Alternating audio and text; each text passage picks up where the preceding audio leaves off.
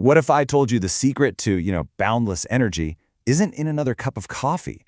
What if it's actually in the air you breathe or the light you feel on your skin?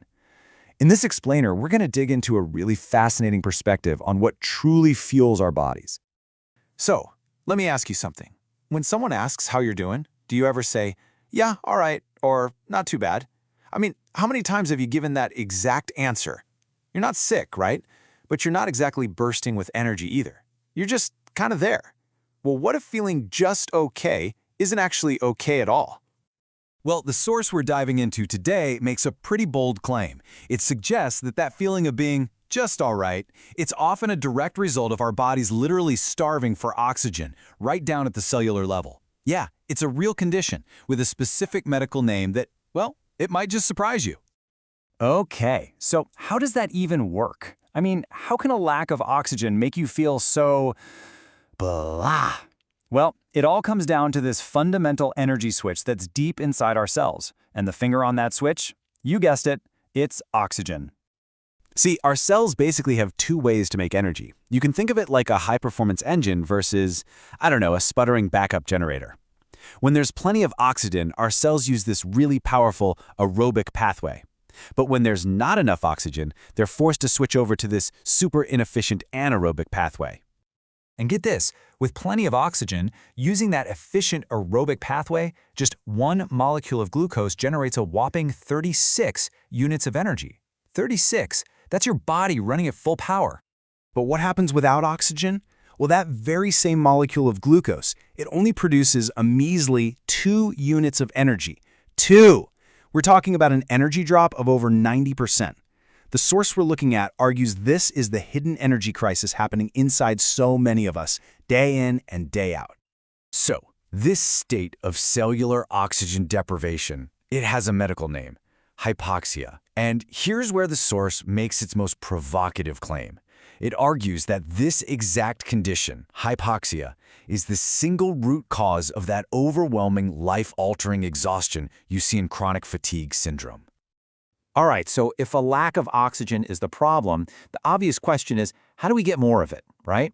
Well, the source lays out 3 keys to reclaiming our oxygen. And the very first one starts with the quality of the air we're breathing right now. Because according to this source, not all air is created equal.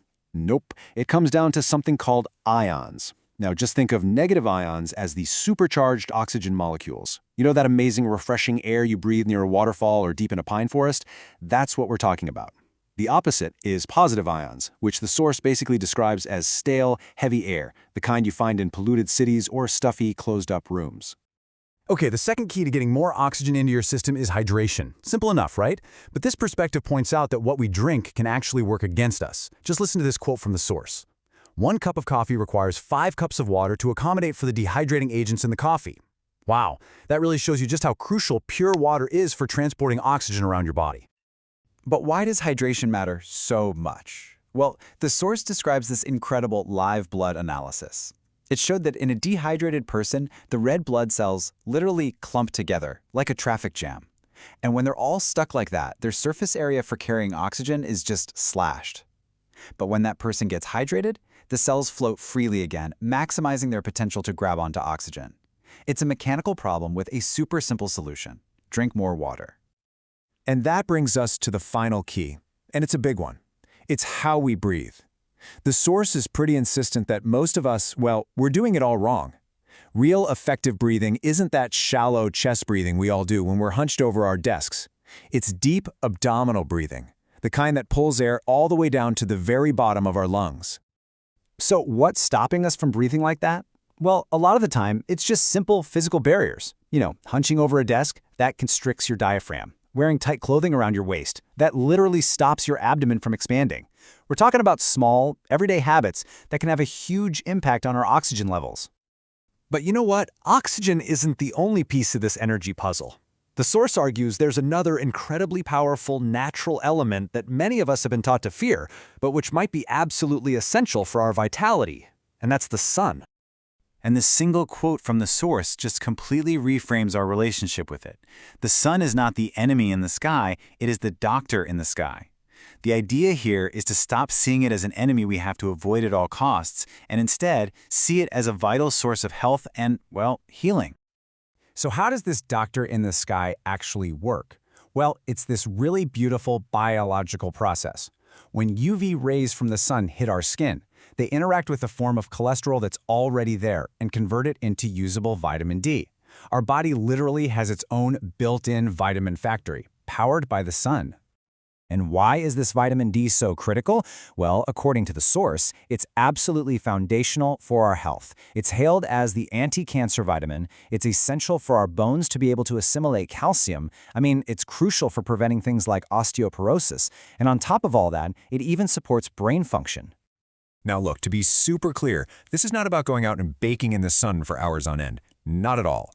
The source recommends sensible exposure. We're talking short, regular bursts of sun without sunscreen specifically to stimulate that vitamin D production while always avoiding getting burned. It's all about finding that healthy balance. Okay, so we've covered a lot, right? Cellular energy, the quality of our air, hydration, the power of the sun. So let's pull all these big ideas together into a simple checklist for vitality, all based on this source's framework.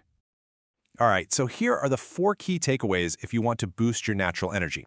First, seek out fresh, high-quality air, the kind that's rich in those negative ions. Second, hydrate, hydrate, hydrate, constantly, throughout the day with pure water. Third, fix your posture and practice that deep abdominal breathing. And finally, number 4, get sensible, short bursts of sun exposure. So as you look at this list, the real question becomes, what's one simple change you could try today? I mean, which of these simple, powerful habits could you start incorporating like right now? Maybe it's just opening a window for 5 minutes, or taking a short walk, or maybe it's just taking a moment to focus on one single deep abdominal breath. What's your first step going to be?